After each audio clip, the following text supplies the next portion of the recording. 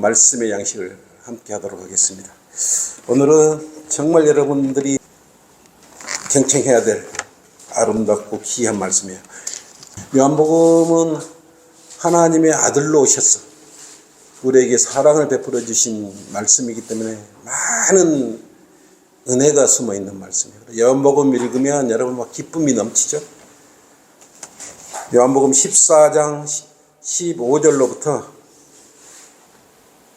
20절까지 요한복음 14장 15절부터 20절로 함께 하겠습니다.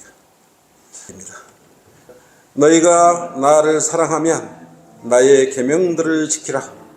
또 내가 아버지께 기도하겠고 그분께서 또 다른 위로자를 너희에게 주시리니 그가 너희와 함께 영원히 거하시리라. 진리의 영인 그를 세상은 영접할 수 없으니 이는 세상이 그를 보지도 못하며 또한 알지 못하기 때문이라. 그러나 너희는 그를 아나니 이는 그가 너희와 함께 거하시며 또 너희 안에 계실 것임이라. 내가 너희를 과로 남겨두지 아니하고 너희에게 오리라. 잠시 후면 세상이 더 이상 나를 보지 못하리라. 그러나 너희는 나를 보리라. 이는 내가 살고 너희도 살겠음이라. 그날에는 내가 나의 아버지 안에 있고 또 너희가 내 안에, 내가 너희 안에 있는 것을 너희가 알게 되리라. 아멘. 참으로 감동스러운 그런 말씀이죠. 그냥 설교할 필요 없이 이 문맥만 읽어도 참으로 너무 감사한 말씀이에요. 하나님 안에 있고 하나님이 내 안에 있다는데 이게 참으로 놀랄 만한 일 아니겠습니까? 얼마나 어려운 말씀인지 모릅니다. 오늘 말씀의 제목은 아직도 위로자가 없다면이라는 제목으로 설교를 함께 동행하겠습니다. 아직도 위로자가 없다면 이라는 제목으로 함께 하겠습니다. 성경의 말씀 중 요한복음은 특별히 하나님의 아들로 오신 분의 조명을 받을 수 있게 참으로 감사한 말씀이에요. 그래서 우리가 별도로 요한복음과 로마서 소책자까지 이렇게 만들어서 보급하고 있습니다. 특히 하나님의 사랑과 위대하심, 그리고 그 심오한 진리, 또 그 신비에 우리는 감탄을 합니다. 하나님께서 육신으로 오셔서 또 내 죄를 위해서 십자가에 피 흘려 죽으셨다가 부활하셔서 위로의 영으로 내 마음속에 와 계신다는 게 이게 보통 문제입니까? 신비 중에 큰 신비입니다. 어떤 또한 어렵고 힘든 일을 결정하거나 눈앞이 보이지 않는 길을 갈 때, 특히 생명을 좌지우지하는 길을 걸을 때 여러분은 옆에 누군가 동행해주고 있다면 얼마나 참 기쁨이 넘치겠습니까? 행복할 것이에요. 절대 떠나지 않고 강 옆에서 끝까지 위로해 주시며 함께 걸어가 주시는, 동행해 주시는 그런 분이 옆에 있다면 얼마나 좋겠습니까? 여러분 응급실에 가보십시오. 아까 남원에도 많은 환자들이 넘쳐난다고 그럽니다. 근데 병원에 그냥 불쑥 방문하면 요새 받아주지도 않아요. 어떨 때는 예약을 해놓고 한 달도 기다리고요, 2달도 기다려야 돼요. 그럼 몇 개월 기다려야 되지 않습니까? 그만큼 아픈 사람이 많고 위로받을 사람이 많은 거예요. 근데 위로도 받지 못하고 죽고 죽으면 혼이 지옥으로 가는 사람이 너무 많아요. 병원에 가보면 보호자도 없이 혼자 절체절명의 순간을 맞이하며 지옥으로 가버리는 이런 일들이 있지 않습니까? 그런데 막상 병원에서 의사가 시한부로 판명을 하게 되면 많은 환자들은 절망을 해버리고 주저앉아 버립니다. 우리는 힘들 때, 아플 때, 고통스러울 때 위로를 받을 수 있다는 것에 감사를 드려야 돼요. 여러분 병원에 갈 때 누군가 옆에 동행해주고 그러면 짧은 시간이라도 동행해주면 안심이 되고 고맙게 여겨지지 않습니까? 그 째까는 갖고 병원에 가 혼자 갔다 와요. 이렇게 하면은 같은 말이라도 써놓을 거 아니겠어요? 같이 동행해 줄 때 그 따뜻한 마음이 감동으로 오는 것 아니겠습니까? 반대로 거듭났다면 사람으로부터가 아니고 위로자로부터 위로를 받는 것이. 근데 그 위로자가 동행해 주시면요, 미안할 정도로 영원히 함께 동행해 주십니다. 잠깐 바쁘다고 동행을 포기하거나 혼자가 이런 말씀을 절대 안 하셔요. 그래서 오늘 본문의 요한복음의 위로자는 주님이시고, 주님께서는 주님의 자녀들을 위해서 아주 특별한 분을 보내주셨어요. 위로자를 보내주셨어요. 그래서 요한복음은 위로와 희망과 기쁨을 주시는 참으로 위대한 생명의 말씀이라는 것을 다시 한번 우리가 알게 되는 것입니다. 요한복음 14장에 예수님께서는 자녀들을 사랑하셔서 위로자이신 위로의 영을 보내주십니다. 그렇죠?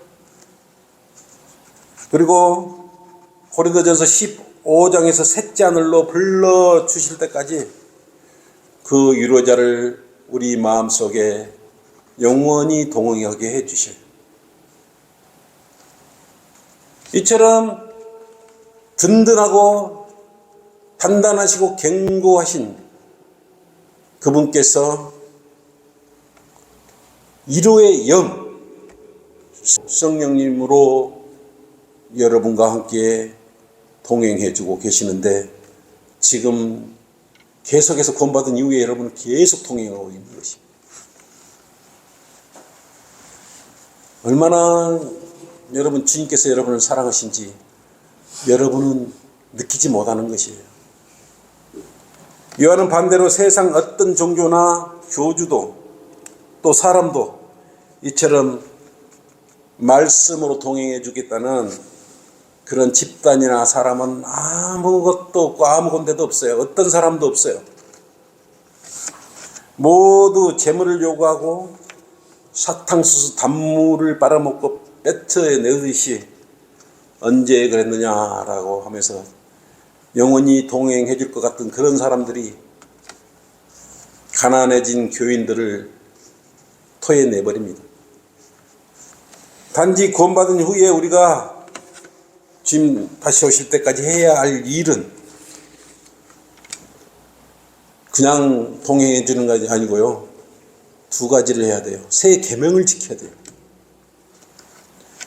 주님을 사랑하고 이웃을 사랑하려는 새 계명을 지켜야 합니다. 이것이 오늘날 우리에게 주어진 계명이에요. 옛날에 10계명의 계명만, 율법의 계명만 계명이 아니고요, 정말 이 시대에 우리 마음속에서 동행해 주시는 분이 우리를 서로 사랑하라고 이야기하고 있고, 내 안에 와 계신 위로의 영 하나님을 사랑하라고 말씀하고 있는 것입니다. 왜 우리가 이 계명을 지켜야 돼요? 우리 안에 와 계신 주님을 위해서. 성령님을 우리는 너무나 사랑하기 때문에 이 계명을 지켜야 되는 것입니다. 15절로 그랬지 않습니까?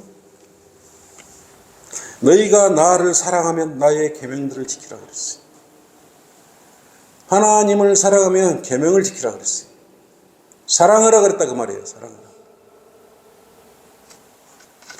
오늘 이렇게 적은 것 하나, 먹는 거, 입는 거, 함께 동역하는 거, 예배를 인도하고 찬양을 인도하고, 힘들 때 졸음이 오고 잠이 와도 이 자리에 와 있는 것은 뭐예요?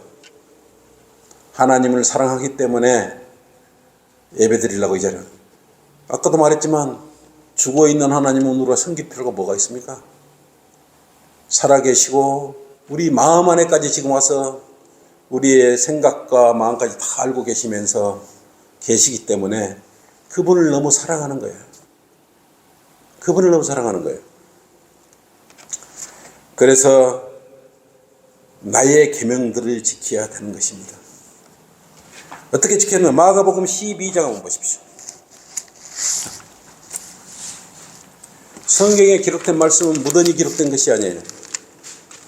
마가복음 12장 30절 31절 한번 보십시오.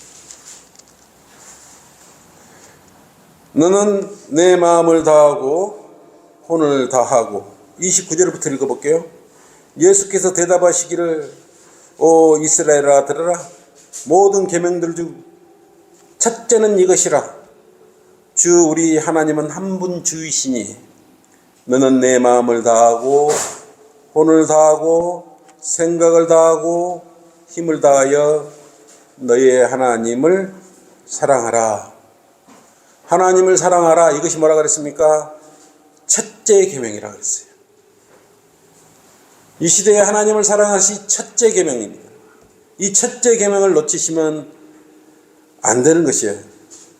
둘째는 이와 같으니 곧 내 이웃을 내 자신과 같이 사랑하라는 것이라. 이들보다 더 큰 다른 계명은 없느니라고 땅땅땅 확정까지 하는 것이었어요. 참으로 새 계명에 대해서는 우리가 자꾸 대세하는 것은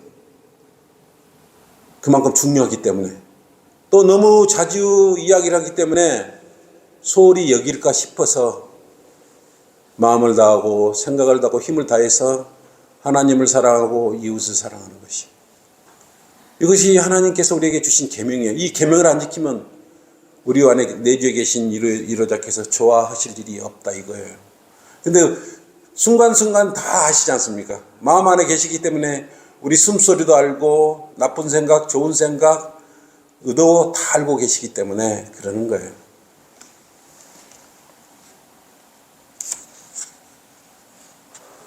안식일을 지키는 교인들이 위로자를 만날 수 없어요.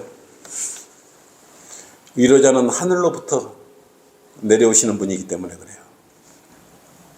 그래서 지금 본문에는 뭐라 그랬습니까? 요한복음 14장에 너희가 나를 사랑하면 그랬어요. 사랑하면, 사랑하지 않으면 계명들을 지키지 마라 그랬어요. 나를 사랑하면, 너희가 예수님을 사랑하면 이 말이거든요. 이 계명들을 지키라고 말씀하시는 거예요. 거듭나지 않는 자들이 하나님을 사랑한다면 누가 동의를 하겠습니까? 그러니까 이 계명들을 지키느냐 안 지키느냐는 주님을 사랑하느냐 사랑하지 않느냐라는 시금석이 될 수가 있는 것이에요. 사랑하지 않으면서 하나님을 사랑한다, 거짓말이에요. 이웃을 사랑하지 않고 하나님을 사랑한다, 거짓말이에요. 하나님을 사랑한다면서 이웃을 사랑하지 않는 것도 거짓말이에요. 새빨간 거짓말이에요. 마음 안에 내주에 계신 위로의 영이 있다면 분명히 제일 먼저 사랑할 수밖에 없어요. 사랑하는 마음이 생길 수밖에 없어요. 그래서 건성으로 사랑합니다, 이빨림으로 사랑합니다 이런 말은 하지 말아요. 무의미해요. 무의미해. 놀라운 위로자께서 마음 안에 와 계신다면 그처럼 가볍게 여기지도 않고 가볍게 행동하지도 않을 것이 보통 분이 와 계시는 것입니까? 거듭났다면 위로의 영, 하나님의 영, 진리의 영이신 분께서 내주에 계시기 때문에 여러분은 그분을 사랑하는 것이, 그분은 불타오르는 불못에서 영원히 고통 속에 살아야 될 저희들을 피로써 구속해 주신 놀라우신 분이에요. 첫째, 아직도 위로자가 없다면 16절로 그랬죠. 또 내가 아버지께 기도하겠고 그분께서 또 다른 위로자를 너에게 주시리니, 위로자를 주신다고 그랬어요. 그가 너희와 함께 영원히 거하시리라. 위로자가 오시면요 영원히 거하신다고 본문의 말씀에. 여러분 걱정하지 말아요. 구원받고 위로자가 여러분 마음에 내재해지면 절대 떠나지도 않아요. 바로 앞절에서 예수 그리스도께서는 자신이 주신 계명들을 지킴으로써 사랑을 증명해 보이라고 이렇게 이야기했던 거 아니겠습니까? 여러분은 주님께서 요구한 대로 새 계명을 잘 지키고 있습니까?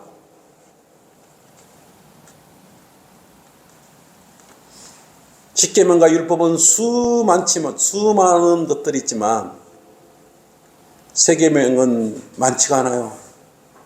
그렇죠? 하나님을 사랑하고 내 이웃을 네 자신과 같이 사랑하는 이 두 계명, 모든 것의 완성이에요. 사실 혼자만 믿음이 좋은 척하면서 성도들과 거리감을 두고 또 그들을 저울질하려고 하고 있다면 그건 사랑하는 마음의 자세가 아니에요. 지금 주님께서는 계명을 지키라고 요구하고 있는 것입니다. 그런 후에 주님께서 위로자를 보내주시겠다. 위로자는 영원히 함께 거하시게 된다고 지금 약속하고 있어요. 26절로 다른 위로자가 있습니까? 바로 성령님을 보내주신 다른 일의 성령님. 그러나 위로자이신 성령을 아버지께서 내 이름으로 보내시리니. 누구한테로 보내주시니? 누구한테 보내는 거예요 지금? 여러분 마음 안에 보내는 거예요. 여러분 마음 안에 하나님이신 위로의 영께서 여러분 마음 안에 보내시다 이렇게 성경은 기록하고 있는 것이에요. 마귀가 보낸 것이 아니고요, 사탄이 보낸 것이 아니고 하나님께서 위로의 영을 여러분 각자의 마음 안에 보내십니다.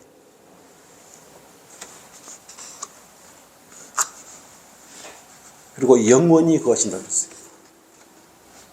근데 여러분 안에 위로자가 없다면 문제 아니겠습니까? 그러니까 기쁨이나 어떤 고난이 오면 이겨낼 방법이 없는 거예요. 분명히 아래 위로자가 있으면 위로를 해줄 것인데 성령님이 계시할 몸 안에 성전이 비어 있다면, 위로자가 와 있지 않다면 그 성전은 비어 있는 거 아니겠습니까? 그렇다면 성전이 아직도 비어 있다면 구원받지 않는 것이에요. 죽음 이후에는 지옥에 간다는 것이에요. 여러분 성전이 비어 있으면 안 돼요. 위로자가 와 있어야 돼요. 위로자가 자신의 마음 안에 와 계셔야 진리의 영께서 동행해 주시기 때문에 그렇습니다. 장로